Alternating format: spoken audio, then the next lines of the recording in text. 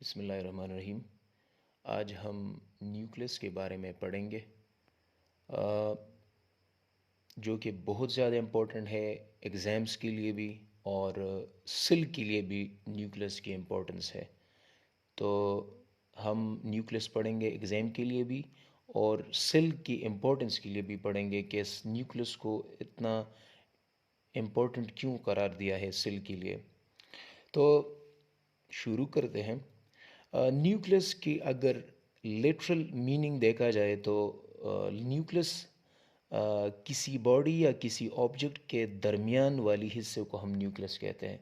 जिस तरह हमने एटम में पढ़ा है कि there is a centralised nucleus, atom के सेंटर में न्यूक्लियस होता है, तो हम किसी भी ऑब्जेक्ट के दरमियान वाली हिस्से को हम न्यूक्लियस कहते हैं। तो इसी तरह न्यूक्लियस को रॉबर्ट ब्राउन ने डिस्कवर किया था और उन्होंने 1838 में न्यूक्लियस को डिस्कवर किया था, लेकिन एनिमल सेल में, और एनिमल सेल में भी न्यूक्लियस सेंटर में होता है। तो इसलिए उन्होंने उसको न्यूक्लियस कहा, क्योंकि एनिमल सेल में जो न्यूक्लियस होता है वो सेंटर में होता है। तो इसी बिना पे, जो कि सेंटर में मौजूद है, तो सेंटर वाली चीज़ को हम न्यूक्लियस कहते हैं, तो इसी बिना पर उन्होंने न्यूक्लियस का नाम दिया। लेकिन बाद में फिर ये दरियाफ़्त हुआ कि नहीं, प्लांट में तो जो मेच्योर प्लांट सेल है उसमें न्यूक्लियस साइड पे होता है। असल वजह जो है वो ये है कि प्लांट सेल में, मेच्योर प्लांट सेल में न्यूक्लियस साइड पे क्यों होता है, टूवर्ड द सेल मेम्ब्रेन और सेल वॉल के तरफ होता है, पेरिफेरीज पे होता है, सेल के पेरिफेरीज पे होता है। क्यों?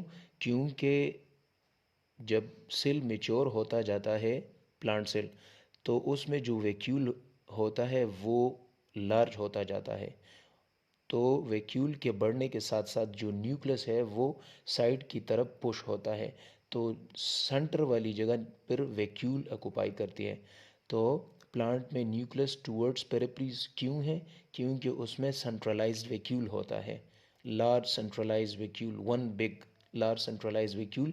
उसी की वजह से जो है ना, प्लांट की न्यूक्लियस वो साइड पे है। तो रॉबर्ट ब्राउन ने तो एनिमल सेल डिस में ऑब्जर्व किया था न्यूक्लियस को, तो इसलिए उन्होंने उसको न्यूक्लियस का नाम दिया, क्योंकि एनिमल सेल में न्यूक्लियस जो है, या एनिमल्स एंड अदर यूकेरियोट्स में न्यूक्लियस सेंटर पे होता है। अब यूकेरियोट्स और प्रोकैरियोट्स, न्यूक्लियस की अकरेंस, न्यूक्लियस प्रेजेंट होता है यूकेरियोट्स में और एब्सेंट होता है प्रोकैरियोट्स में। यूकेरियोट्स, यू मतलब true, carry on mean nucleus. तो यूकेरियोट्स दोज ऑर्गेनिजम्स को कहते हैं जिसमें न्यूक्लियस मौजूद होता है, ट्रूली न्यूक्लियस मौजूद होता है, तो उसको हम यूकेरियोट्स कहते हैं। तो न्यूक्लियस यूकेरियोट्स में मौजूद होता है। Prokaryotes mean, pro mean before और without, karyon mean nucleus, तो इसमें न्यूक्लियस नहीं होता, ट्रू न्यूक्लियस नहीं होता है, तो इसलिए इसको हम प्रोकैरियोट्स कहते हैं। तो न्यूक्लियस प्रेजेंट है यूकेरियोट्स में, एब्सेंट है प्रोकैरियोट्स में। न्यूक्लियस लोकेटेड है at the centre in the animal cell and other eukaryotes, and present and located at the peripheries in plant cell. Plant cell में प्रिफ्रीज पे होता है, और एनिमल्स और इसके साथ अदर जो यूकेरियोट्स है, मींस प्रोटेस्ट है, फंजाई है और एनिमल्स है, उसमें जो है ना ये सेंटर पे होता है। न्यूक्लियस की डिफिनेशन पे आते हैं, तो न्यूक्लियस से भी एक मेम्ब्रेन जो है ना कवर है, सराउंडेड है। जिस तरह सेल के ऊपर जो है ना सेल मेम्ब्रेन होता है, इसी तरह न्यूक्लियस के इर्द गिर्द भी मेम्ब्रेन होते हैं, वो भी डबल लेयर्ड है, ये भी डबल लेयर्ड है। तो हम इसलिए कहते हैं कि nucleus is a double membrane bonded organelle. और ये सेल में जितनी भी ऑर्गेनील्स है, न्यूक्लियस जो है ना ये भी एक ऑर्गेनील है, और ये बहुत बड़ी है, साइज़ में ये दूसरे ऑर्गेनील से बड़ी है, इसलिए इसको हम सेल का एक बड़ा ऑर्गेनील समझा जाता है कि nucleus is a big organelle and it is a double membrane bonded organelle, जो कि प्रेजेंट होता है यूकेरियोट्स में और एब्सेंट होता है प्रोकैरियोट्स में। और न्यूक्लियस जो है हम पढ़ेंगे बाद में कि न्यूक्लियस के डिफिनेशन हमने फंक्शन के लिहाज से की है कि it is an important organelle, double membrane bonded organelle. It controls, it is present at the center of the animal cell and at the peripheries of the plant cell, and it controls all the metabolic activities. ये point बहुत ज़्यादा important है, हमने cytoplasm में पढ़ी थी कि cytoplasm ground provide करती है, प्लेटफॉर्म प्रोवाइड करती है फॉर द मेटाबॉलिक एक्टिविटीज़। जितनी भी रिएक्शन है सेल में होते हैं तो उसमें मोस्टली जो रिएक्शन है वो साइटोप्लाज्म में होते हैं, और उस रिएक्शन को कौन कंट्रोल करता है? न्यूक्लियस कंट्रोल करता है। तो nucleus is an important organelle which control all the metabolic activities which occur inside the cytoplasm और इनसाइड द सेल। और इसके साथ साथ दूसरा जो फंक्शन है वो to store the genetic information in the form of chromosome and DNA, क्योंकि डीएनए और क्रोमोसोम ये न्यूक्लियस में पाए जाते हैं। इसी वजह से तो हम इसको न्यूक्लिक एसिड कहते हैं। DNA contain phosphoric acid and that is present in the nucleus, that is called nucleic acid. अब न्यूक्लियस को फर्स्ट टाइम देखा था रॉबर्ट ब्राउन ने, और ये हम न्यूक्लियस को हम कब देखेंगे? न्यूक्लियस हम नॉन डिवाइडिंग सेल में देखेंगे, क्योंकि डिवीजन के दौरान न्यूक्लियस ख़त्म होता है, न्यूक्लियर मेम्ब्रेन डिसअपेयर्ड होते हैं। तो ड्यूरिंग सेल डिवीजन हम न्यूक्लियस को नहीं देख सकते। न्यूक्लियस को हम देखेंगे non dividing cell, resting cell में हम देखेंगे। When the cell is in resting stage, जब सेल रेस्ट में होता है, जब उसकी डिवीजन नहीं होती, non dividing cell resting stage, तो न्यूक्लियस को हम उसी वक्त स्टडी करेंगे। डिवाइडिंग सेल में क्यों नहीं डिस्कस स्टडी करते? क्योंकि डिवाइडिंग सेल में न्यूक्लियर मेम्ब्रेन और न्यूक्लियस की जो है ना वो जो प्रॉक्सिमिटी होती है वो ख़त्म होती है, न्यूक्लियर मेम्ब्रेन डिसअपेयर्स होते हैं, तो इसलिए हम डिवाइडिंग सेल में न्यूक्लियस को नहीं देख सकते। और ये रॉबर्ट ब्रून ने 1838 में जो हमने पढ़ी कि ये डिस्कवर की थी। न्यूक्लियस जो है ना ये फर्स्ट जो है ना ऑर्गेनिल्स में, ज़्यादा जितनी भी ऑर्गेनिल्स है उसमें फर्स्ट डिस्कवर किया गया है। ये इसलिए क्योंकि न्यूक्लियस जो है ना ये प्रोमिनेंट आर्गन था।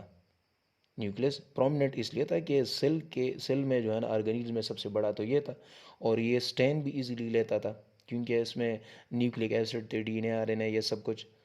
तो क्यों, और ये बासोफिलिक है क्योंकि ये बेस को अट्रैक्ट करती है, बेसिक डाई लेता है, बेसिक डाई। और वो ऑर्गन्स जो या ऑर्गेनिल्स जो बेसिक डाई लेते हैं उसको हम बेसोफिलिक कहते हैं। और बाय नेचर ये एसिडिक होता है। हमने ये स्टैनिंग में बहुत पहली जो है ना पढ़ी है कि जो एसिडिक सब्सटेंसेस होते हैं वो बेस स्टैन को लेता है, और जो बेसिक सब्सटेंस होते हैं वो एसिडिक स्टैन को लेते हैं। तो ये न्यूक्लियस जो है ना ये एसिडिक है क्योंकि इसमें न्यूक्लिक एसिड मौजूद होता है, प्रोटीन अमाइनो एसिड वो मौजूद होते हैं, क्रोमोसोम्स मौजूद होते हैं। तो क्रोमोसोम, डीएनए, आरएनए, प्रोटीन्स ये सब जो है ना एसिडिक है, तो इसलिए ये बेसिक स्टेन लेगा। और जो चीज़ बेसिक स्टेन लेगा वो तो ख़ुद एसिडिक होता है, लेकिन बेसिक स्टेन लेने की वजह से उसको हम बासोफिलिक कहते हैं, जो कि ग्रीन और ब्लू कलर जो है ना शो करती है स्टेनिंग में। तो फर्स्टली जो है ना ये इजीली स्टेन लेता है, तो इसलिए साइटोप्लाज्म इतना मतलब स्टेन नहीं ले सकता जितना कि न्यूक्लियस स्टेन लेता है। जब हम सेल को स्टेन करते हैं तो साइटोप्लाज्म से ज़्यादा न्यूक्लियस जो है ना वो कलर लेती है, तो इसलिए सेल को हम जब स्टडी करते हैं तो न्यूक्लियस जो है ना वो हाईलाइट होता है क्योंकि वो थोड़ी सी डार्कर स्टेन उन्होंने ली होती है as compare to the cytoplasm, तो ये हाईलाइटेड होता है, तो इसलिए न्यूक्लियस की डिस्कवरी जो है ना आसानी से हुई। अब न्यूक्लियस की तरफ जब हम आते हैं तो न्यूक्लियस के इंपॉर्टेंस के बारे में हम कहते हैं कि न्यूक्लियस वेरी इंपॉर्टेंट होते हैं मेटाबॉलिक एक्टिविटीज़ के लिए, वो कंट्रोल करते हैं मेटाबॉलिक एक्टिविटीज़। न्यूक्लियस अगर मेच्योर एरिथ्रोसाइट्स को देखा जाए, रेड ब्लड सेल्स, तो रेड ब्लड सेल्स में मेच्योर आरबीसी में जो है ना न्यूक्लियस नहीं होती। उसकी बहुत सी रीज़न है कि क्यों नहीं होती, लेकिन मेच्योर आरबीसी में न्यूक्लियस नहीं होती। जब न्यूक्लियस नहीं होता तो उसमें जो प्रोटीन सिंथेसिस का अमल है वो नहीं होता। तो मेच्योर आरबीसी में न्यूक्लियस नहीं होता। मेच्योर आरबीसी में जब न्यूक्लियस नहीं होता तो वो इनकेपेबल होता है प्रोटीन सिंथेसिस, क्योंकि न्यूक्लियस में तो राइबोसोम्स पैदा होते हैं और राइबोसोम प्रोटीन सिंथेसिस में मदद करती है। तो जब न्यूक्लियस नहीं होगा तो प्रोटीन सिंथेसिस नहीं होती, प्रोटीन सिंथेसिस नहीं होगी तो रिपेयरिंग ये सब कुछ चीज़ें जो है ना नहीं होती। तो इसलिए हम कहते हैं कि आरबीसी की लाइफ स्पैन बहुत ज़्यादा कम है, Why the RBC lifespan is very limited? Because it has no nucleus. No nucleus means no protein synthesis. तो इसी बात से हम अंदाज़ा लगाते हैं कि न्यूक्लियस इम्पोर्टेंट होता है लाइफ के लिए भी, सेल्स के लिए, सेल की ड्यूरेशन के लिए भी जो है ना न्यूक्लियस की इम्पोर्टेंट बहुत ज़्यादा ज़रूरत है। हम अगर आर्टिफिशियली किसी सेल से जो है ना न्यूक्लियस रिमूव करें तो उस सेल्स की जो लाइफ स्पेन है वो कम होती जाएगी। न्यूक्लियस जो है ना ज़्यादातर सेल्स में न्यूक्लियस वन होता है, उसको हम मोनोन्यूक्लिएट या यूनिन्यूक्लिएट कहते हैं। जो बॉडी में जितनी भी सेल्स होते हैं ये ज़्यादातर मोनोन्यूक्लिएट हैं। बाईन्यूक्लिएट भी होते हैं जिसमें दो न्यूक्लियस होते हैं, उसको हम बाईन्यूक्लिएट के सेल्स कहते हैं। और ज़्यादातर जो लीवर सेल्स है हेपेटोसाइट्स, तो वो ज़्यादातर बाईन्यूक्लिएट होते हैं। और इसके अलावा न्यूक्लियस में दो से ज़्यादा भी न्यूक्लियस होते, ऐसे सेल्स भी है हमारे बॉडी में जो कि इसमें न्यूक्लियस दो से ज़्यादा होते हैं। तो उसको हम मल्टी न्यूक्लिएट सेल्स कहते हैं। और जो हमारा जो स्केलेटल मसल्स है उसमें न्यूक्लियस दो से ज़्यादा होते हैं, वो मल्टी न्यूक्लिएट सेल्स होते, न्यूक्लियस हम उसको कहते हैं मल्टी न्यूक्लिएट सेल। असल में उसमें दो से ज़्यादा न्यूक्लियस पाए जाते हैं। और न्यूक्लियस की प्रेजेंस भी जिस तरह माइटोकॉन्ड्रिया ने हमने पढ़ा कि लीवर सेल्स और मसल सेल में माइटोकॉन्ड्रिया की तादाद ज़्यादा होती है, क्योंकि उसमें जो है ना वो एक्टिविटी, मेटाबॉलिक एक्टिविटी ज़्यादा होती है, एनर्जी प्रोडक्शन उसकी जो है ना नीड बहुत ज़्यादा है। तो स्केलेटल मसल्स में इसलिए न्यूक्लियस ज़्यादा है क्योंकि इसमें जो रिएक्शंस है वो बहुत ज़्यादा है, उसकी नीड्स जो है ना वो बहुत ज़्यादा है। तो सेल के जितनी भी रिएक्शंस है उसकी नीड के लिए न्यूक्लियस का होना बहुत ज़्यादा ज़रूरी है, जो जिस तरह हमने आरबीसी में पढ़ा। फिर साइज़ की तरफ आते हैं कि न्यूक्लियस की साइज़ कितनी है। तो न्यूक्लियस के डायमीटर तकरीबन 3 माइक्रोमीटर से लेकर 10 माइक्रोमीटर तक है। और पोजीशन तो हमने पढ़ा कि एनिमल सेल में ये सेंट्रल पे है, और जो प्लांट सेल्स है उसमें पेरिफेरीज पे है, हम उसको ई सेंट्रिक कहते हैं। और हमने पढ़ी रीजंस भी पढ़ी कि मेच्योर मेच्योर प्लांट सेल में असल में वैक्यूल जो है ना वो मेच्योरिटी के साथ साथ वो बढ़ती जा रही है। तो वो वैक्यूल सेंट्रल पे आता है और न्यूक्लियस को पुश कर देती है टुवर्ड द सेल वॉल और सेल मेम्ब्रेन। अब अगर हमने पढ़ा कि अगर स्ट्रक्चर को देखा जाए तो हम नॉन डिवाइडिंग सेल में जो है ना सेल को न्यूक्लियस को हम देख सकते हैं। अगर सेल नॉन डिवाइडिंग स्टेज में हो, रेस्टिंग स्टेज में है, तो हम न्यूक्लियस को देख सकते हैं। और ज़्यादातर जो हम यूज़ करते हैं हेमाटोक्सिलिन एंड यूसिन, H&E जो स्टैन हम जनरली रूटीनली यूज़ करते हैं, तो वो स्टैन हम यूज़ करेंगे न्यूक्लियस के को ऑब्ज़र्व करने के लिए। अब न्यूक्लियस के स्ट्रक्चर को अगर हम देखा जाए तो न्यूक्लियस जो है ना ये कंसिस्ट होता है डिफरेंट पार्ट्स में।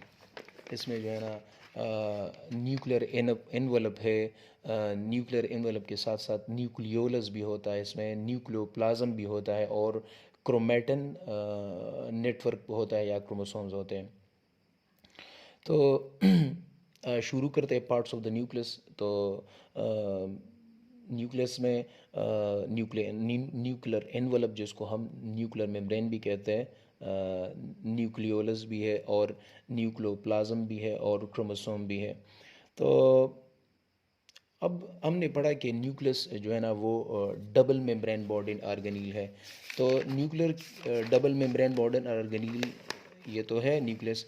तो इसकी जो मेम्ब्रेन्स होती है ये कंटिन्यूसली एक दूसरे के साथ पैरेलल जाती है, लेकिन बाज़ जगहों पे ये जो है ना ये पिंज्ड अप होता है और ये एक स्पोर बनाती है जिसको हम न्यूक्लियोपोर्स कहते हैं।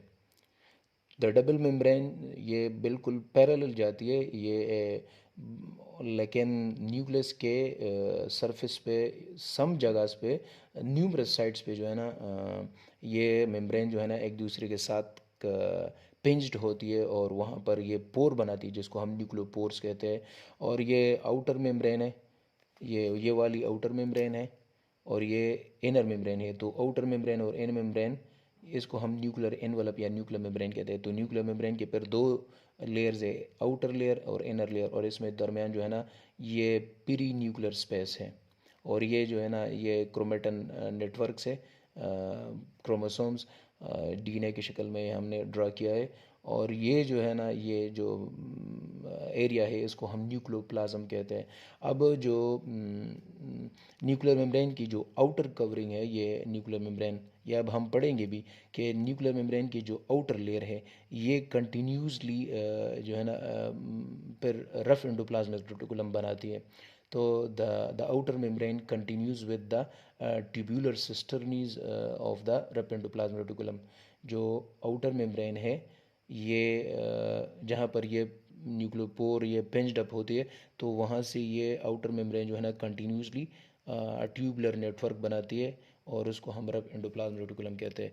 तो ये रफ एंडोप्लाज्म रेटिकुलम असल में न्यूक्लियर मेम्ब्रेन की डेरिवेटिव्स है। न्यूक्लियर मेम्ब्रेन डेरिवेटिव्स, उसको हम न्यूक्लियर रफ एंडोप्लाज्म रेटिकुलम कहते हैं। तो ये हम पढ़ेंगे अब। और ये जो सेंट्रल एरिया है इसको हम न्यूक्लियोलस कहते हैं। ये डिपेंड करता है, बाज़ सेल में जो है ना एक न्यूक्लियोलाई होती है, बाज़ में जो है ना एक से ज़्यादा होती है, लेकिन उसको हम न्यूक्लियोलस कहते हैं। अब हम पढ़ते हैं पार्ट्स ऑफ द न्यूक्लियस। तो न्यूक्लियर एनवलप जो है, जिस तरह मैंने पढ़ा कि nuclear envelope the outer most covering, जिस तरह सेल के आउटर मोस्ट कवरिंग को सेल मेम्ब्रेन कहते हैं, तो इसलिए न्यूक्लियर मेम्ब्रेन या न्यूक्लियर एनवलप जो न्यूक्लियस के इर्द गिर्द सराउंडिंग जो मेम्ब्रेन है उसको हम न्यूक्लियर मेम्ब्रेन कहते हैं। और लाइट माइक्रोस्कोप से अगर देखा जाए तो ये डार्क ब्लू और पर्पल लाइन शो होती है अंडर द लाइट माइक्रोस्कोप। और हम जो रूटीनली हेमाटोक्सिलिन एंड यूसिन जो स्टेन यूज़ करते हैं, तो वो उसके जब हम लाइट माइक्रोस्कोप से ऑब्ज़र्व करते हैं तो ये डार्क ब्लू और पर्पल लाइन शो होती है। इलेक्ट्रॉन माइक्रोस्कोप से फिर ये और भी जो इसकी रेजोल्यूशन पावर तो बहुत ज़्यादा होती है, तो उससे रिवील होता है कि न्यूक्लियर एनवलप जो है ना ये 40 nanometre thick and consist of two closely apposed unit membrane. हमने अभी पढ़ा है ना कि न्यूक्लियर मेम्ब्रेन दो लेयर से बनी हुई होती है, जिस और ए सच कंपोजिशन होती है जिस तरह सेल मेम्ब्रेन की, लिपिड बाइलेयर प्रोटीन ये भी है और वो भी है। तो ये असल में लाइट माइक्रोस्कोप से तो सिर्फ लाइन शो होती है कि ये एक बाउंड्री लाइन है, लेकिन जब इलेक्ट्रॉन माइक्रोस्कोप से हम देखते हैं तो फिर उससे हमें पता चला कि न्यूक्लियर मेम्ब्रेन भी दो लेयर से बनी हुई है जिस तरह cell membrane, lipid bilayer protein.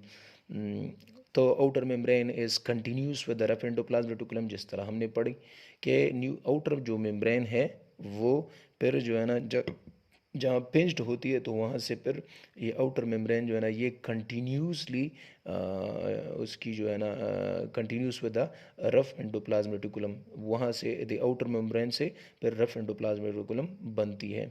और इसके साथ साथ जो है ना आउटर मेम्ब्रेन पे राइबोसोम्स भी होते हैं। तो इसलिए हम उस एंडोप्लाज्म रेटिकुलम को रफ एंडोप्लाज्म रेटिकुलम कहते हैं। असल में endo mean inside, plasm mean cytoplasm, reticulum mean network of tubules.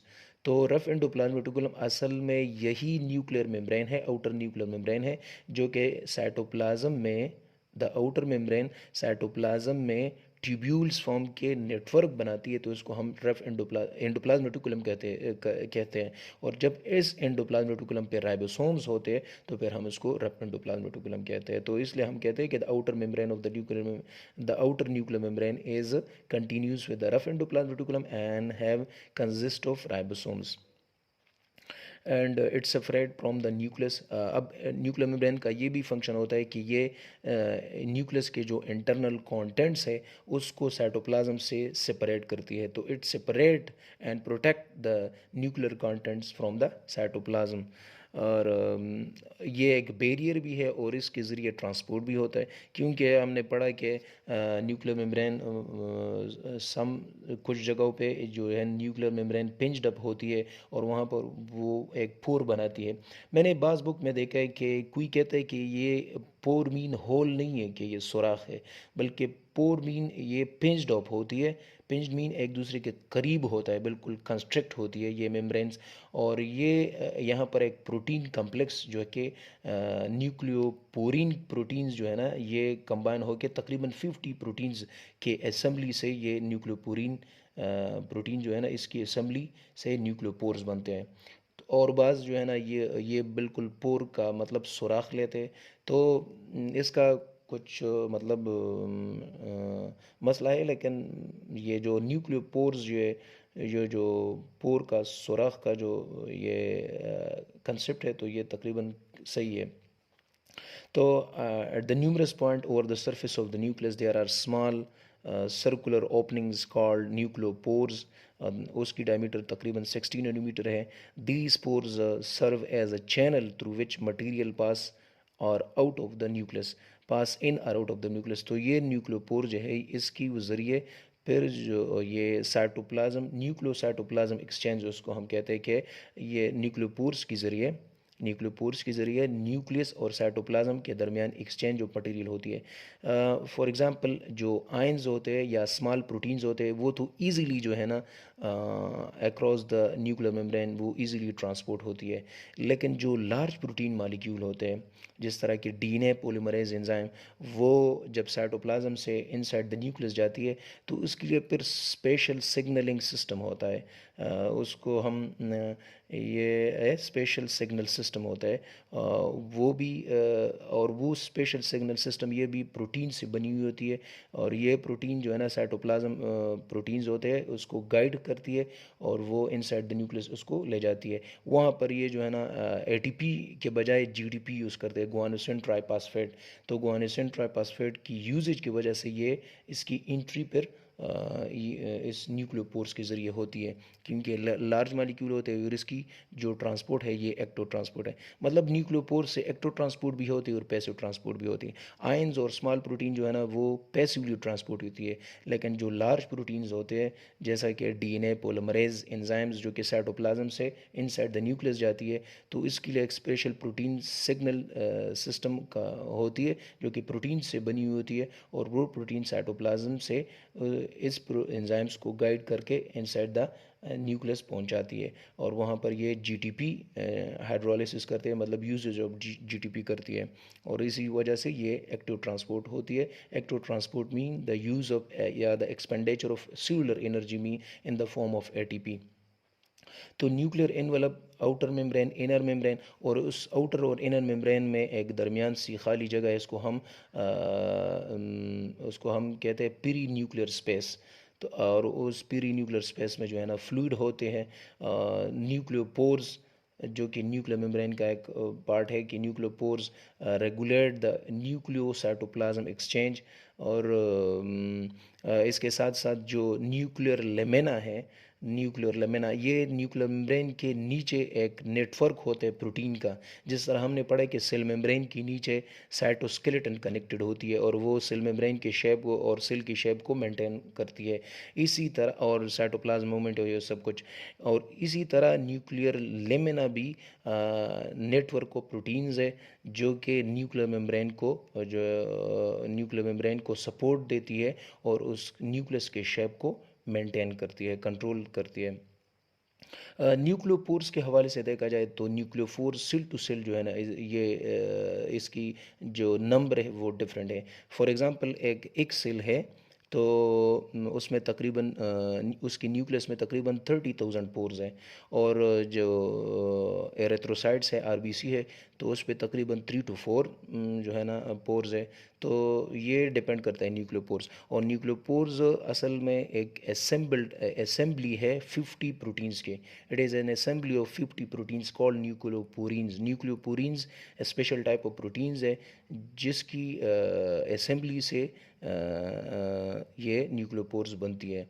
और अभी इससे जो है ना ये प्रोटीन्स और ये राइबोसोमल आरएनए या राइबोसोमल सब यूनिट्स और जो राइबोसोमल प्रोटीन्स होते हैं वो फ्रॉम न्यूक्लियस टू साइटोप्लाज्म आते हैं. और जो डीएनए पॉलीमरेज एंजाइम है या कार्बोहाइड्रेट्स है या लिपिड है वो साइटोप्लाज्म से न्यूक्लियस के अंदर जाती है, ये न्यूक्लियोपोर्स की वजह से. तो ये एक गेटवे है, चैनल्स प्रोवाइड करती है. और जो हमने पूरा डिटेल से पढ़ी है. अब आते हैं न्यूक्लियोलस. तो न्यूक्लियोलस ये डार्क एरिया होती है न्यूक्लियस में, और लेकिन ये इसकी मेम्ब्रेन नहीं होती, क्योंकि ये एक एरिया है, इट इज़ नॉट एन ऑर्गेनील। बाज़ लोग कहते हैं कि न्यूक्लियस में अंदर जो है ना न्यूक्लियोलस एक ऑर्गेनील है, नहीं। Nucleolus is actually a spot, ये डार्क स्पॉट है या डार्क एरिया है having no membrane. No membrane, ये इसकी मेम्ब्रेन नहीं होती, ये एक डार्क एरिया है। और डार्क इसलिए है क्योंकि इसमें मोस्ट ऑफ द रिएक्शंस होते हैं। जो हम अगर जिस चीज़ को अगर हम देखें माइक्रोस्कोप के ज़रिए वो डार्क दिखाई देती है, तो मतलब वो ज़्यादा स्टेन लेती है। और डार्क मीन हम ज़्यादातर डार्क एरिया उसको कहते हैं जो कि जिसमें ज़्यादातर रिएक्शंस होते हैं, तो हम उसके जिस तरह हम ब्लैक होल कहते हैं, तो ब्लैक होल में बहुत ज़्यादा रिएक्शंस होते हैं, इसलिए इसको हम ब्लैक, वो एरिया डार्क होती है। तो न्यूक्लियोलस डार्कली स्टैंड एरिया होती है और डार्क स्पॉट होती है क्योंकि इसमें बहुत ज़्यादा रिएक्शंस होते हैं। और वो अभी अब हम पढ़ते हैं कि क्यों, तो न्यूक्लियोलस इसकी नंबरिंग जो है ना वो डिफरेंट है। बाज़ सेल में एक न्यूक्लियोलाई होती है, बाज़ में एक से ज़्यादा होती है, उसकी कम्बिनेशन को हम न्यूक्लियोलस कहते हैं। और न्यूक्लियोलस जो है अगर हम इसको देखा जाए तो न्यूक्लियोलस ये भी स्पेशल टाइप ऑफ प्रोटीन से बनी हुई है जिसको हम न्यूक्लियोनिन कहते हैं, न्यूक्लियोनिन, न्यूक्लियोनिन। और फिर न्यूक्लियोलस में एक अंदर एक और एरिया होती है जिसको हम न्यूक्लियोलोलस कहते हैं, न्यूक्लियोलोलस। तो nuclei more than one, that is called nucleolus, and there is a spot in the inside the nucleolus के अंदर एक और जगह होती है जिसको हम न्यूक्लियोलोलस कहते हैं। और इसकी जो है ना ये सरकमस्क्राइब नहीं होती, मतलब इसकी एक बाउंड्री वाल नहीं होती, मेम्ब्रेन नहीं होती। और ये असल में, और ये न्यूक्लियोलस एक ऐसा एरिया है न्यूक्लियस में जो कि जहाँ पर राइबोसोम्स जो है ना तैयार होते हैं, राइबोसोमल सब यूनिट्स, क्योंकि वहाँ पर डीएनए की ट्रांसक्रिप्शन होती है। राइबोसोमल डीएनए से राइबोसोमल आरएनए बनती है और राइबोसोमल आरएनए फिर राइबोसोमल सब यूनिट्स बनाती है। तो इसलिए जो न्यूक्लियोलस है इसकी कंपोजिशन भी अगर हम पढ़े तो nucleolus composed of ribosomal RNA, ribosomal DNA and some proteins, ये जो है ना इसकी कंपोजिशन है। और जो राइबोसोमल आरएनए होती है वो उसकी एक नेटवर्क या फिलामेंट, अगर हम इलेक्ट्रॉन माइक्रोस्कोप से देखा जाए न्यूक्लियोलस की, तो न्यूक्लियोलस में अगर हम देखा जाए तो राइबोसोम जो है ना आरएनए प्रेजेंट होता है, राइबोसोमल आरएनए, लेकिन ribosomal RNA thick thread like structure या नेटवर्क बनाती है जिसको हम न्यूक्लियोनीमा कहते हैं, न्यूक्लियोनीमा। न्यूक्लियोलुनीमा या न्यूक्लियोनीमा। और उसके दरमियान जो है ना अमॉर्फस मटेरियल्स मौजूद होती है, जिस तरह मतलब जिस तरह न्यूक्लियोप्लाज्म है वही उसमें मौजूद होती है, या न्यूक्लियर सेप, न्यूक्लियर सेप भी हम कहते हैं। और न्यूक्लियोलस के दो एरियाज़ है ब्रॉडली, एक पेरिफेरल ग्रेनुलर एरिया है और एक सेंट्रल फेब्रिलर एरिया है। तो पेरिफेरल ग्रेनुलर एरिया जो कि composed of precursor of ribosomal सब यूनिट, ये पेरिफेरल ग्रेनुलर एरिया में राइबोसोमल सब यूनिट वहाँ पर स्टोर होते हैं। और सेंट्रल फेब्रिलर एरिया, यहाँ पर जो है ना राइबोसोम्स बनते हैं, राइबोसोमल सब यूनिट यहाँ पर बनते हैं। और पेरिफेरल एरिया में ग्रेनुलर, इसी इसलिए हम कहते हैं ग्रेनुलर, ग्रेनुल मीन दानेदार, तो ग्रेनुल्स मीन दानेदार, राइबोसोमल सब यूनिट्स ये दाने हैं। राइबोसोम्स को भी ribo mean granular, somes mean body, तो राइबोसोमल ग्रेनुलर, ये राइबोसोमल सब यूनिट यहाँ पर स्टोर होते हैं। और फेब्रिलर एरिया में जो असल में फेब्रिलर एरिया में राइबोसोमल आरएनए और ये प्रोटीन और राइबोसोमल डीएनए होती है, तो वहाँ पर ये फेब्रिलर एरिया में जो है ना ये थोड़ी सी डार्कर है बनिस्बत पेरिफेरल से, क्योंकि यहाँ पर और भी ज़्यादा रिएक्शन होती है। यहाँ पर राइबोसोमल डीएनए से राइबोसोमल आरएनए बनती है, ट्रांसक्रिप्शन, और फिर उसकी जो है ना यहाँ पर प्रोटीन कंबाइन होकर राइबोसोमल सब यूनिट बनाती है।